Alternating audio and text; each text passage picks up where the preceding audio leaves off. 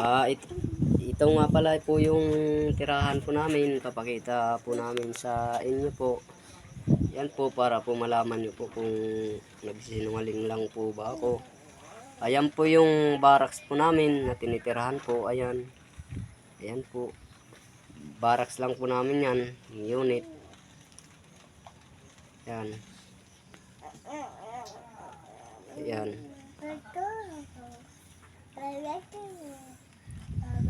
Po. Kasi po sobrang lungkot po talaga. Kung isipin man ng iba yung sitwasyon namin.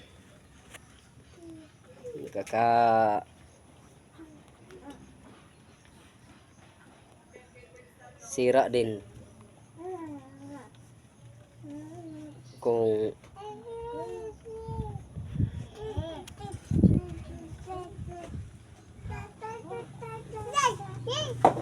kayahin pa nila yung ganitong pamumuhay.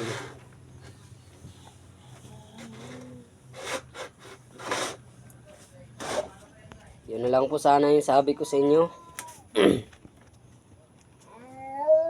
Yung mga tao man dyan na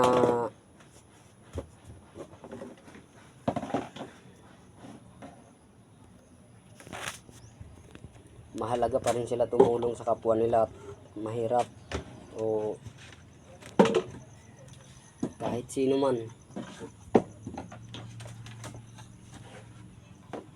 Sana ipanood nyo po sana itong video na to.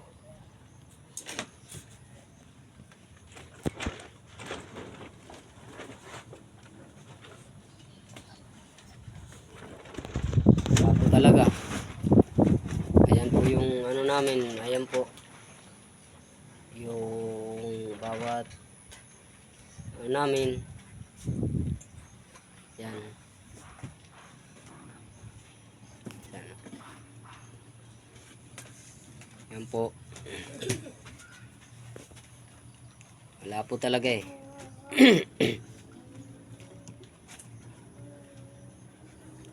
Tiyaga po talaga.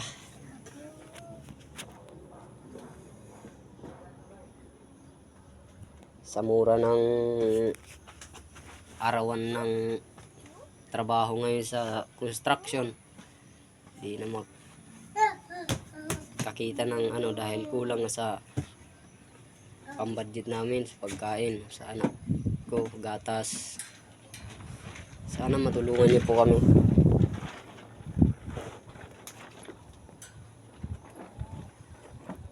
Alam ko po yung mga taong tumutulong, may mga puso din yan at nakakaintindi din sila sa tao na nangailangan ng tulong. Alam ko tumutulong din po kayo. Alam kong tumutulong po kayo. Kaya sino man yung taong tumutulong sa ngayon, sana kayo na yung taong pinagdasal ko sa mga kayo na ang taong kasagutan sa mga dasal ko. Maraming salamat po.